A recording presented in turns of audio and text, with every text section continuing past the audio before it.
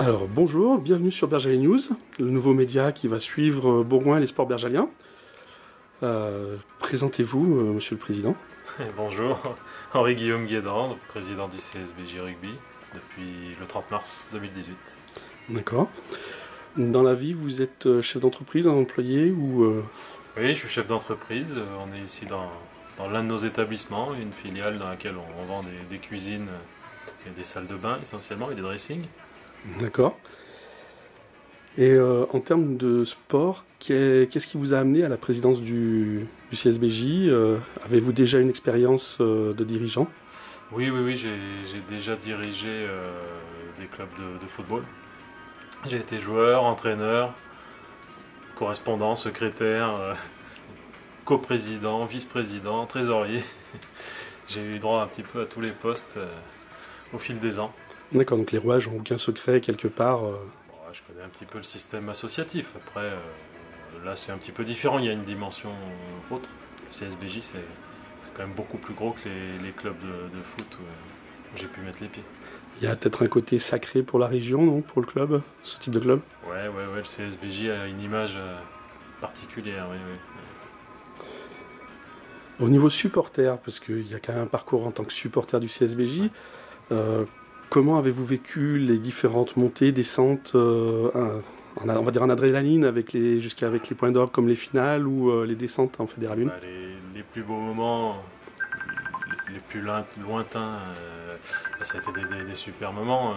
Les demi-finales, finales, enfin toutes les phases finales qu'on a pu connaître depuis 95, c'était super sympa. Après, bah, les descentes, il y a une dizaine d'années, la descente de top 14 m'a beaucoup affecté. J'espérais vraiment qu'on arrive à se maintenir à l'époque. Et puis après, au fil des ans, il a fallu, comment dire, supporter.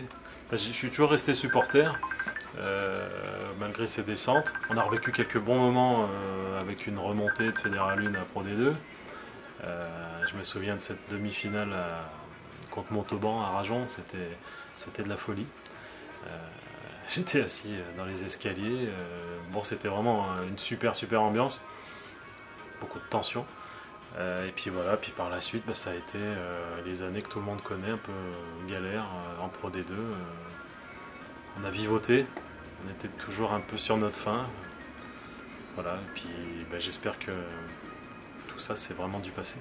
On va tout faire pour. D'accord. Est-ce qu'en termes de recrutement, on va avoir un recrutement qui est fini d'ici fin juin ou est-ce qu'il peut encore y avoir des surprises Non, il ne devrait pas y d'ici... avoir de surprise. Il va nous rester. On devrait officialiser très prochainement l'arrivée d'un pilier droit qu'on cherche depuis 2-3 semaines. Et il va nous rester à trouver un centre pour boucler le recrutement. On avait une piste qui n'a pas été concluante, donc on continue. D'accord. Piste française ou étrangère? J'aimerais qu'on trouve un joueur français. Majorité, je souhaite qu'on ait des joueurs français. Parce que je trouve ça bien, et puis je souhaite aussi qu'on recommence à former des jeunes. Mais déjà, dans un premier temps, il faut en trouver. Donc je ne peux pas garantir, peut-être qu'on aura une solution étrangère, mais c'est pas notre volonté première. Si on peut avoir un maximum de Français, c'est toujours plus simple aussi en termes d'intégration dans un groupe, quand il y a la langue française au moins. Ça simplifie au niveau des entraînements, entre autres. D'accord. On n'a encore pas la définition des poules, mais quel va être l'objectif principal du club? Les poules, j'espère qu'on les aura cette semaine, ou début de semaine prochaine, on nous a dit tout récemment qu'on aurait les poules avant le congrès de la FFR, qui est en fin de semaine prochaine. Donc voilà, je les attends. L'objectif, ça va être d'être dans les 6 premiers sur 12 pour pouvoir jouer des phases finales. Il faut trouver un peu ce plaisir de la phase finale. D'accord.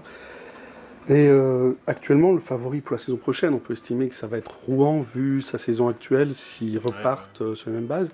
Est-ce que ça reste un gros favori? Est-ce qu'il y a d'autres favoris dans le coin qui peuvent se montrer? Roman-Valence devrait avoir une belle équipe. S'ils sont dans la continuité de cette année, c'était une équipe intéressante. Ouais, Rouen sera me semble-t-il, forcément une des équipes à battre. Après, je ne sais pas trop qui va être en mesure, parce que finalement, peut-être que Tarbes et Albi seront encore des équipes de haut de tableau, puisque bon, ils étaient plutôt costauds cette année. Ils se sont un peu ratés sur leur phase finale. On les attendait un peu plus loin. Bon, à voir. Puis ouais, j'en vois pas d'autres comme ça, en tout cas sur le papier, hein. D'accord.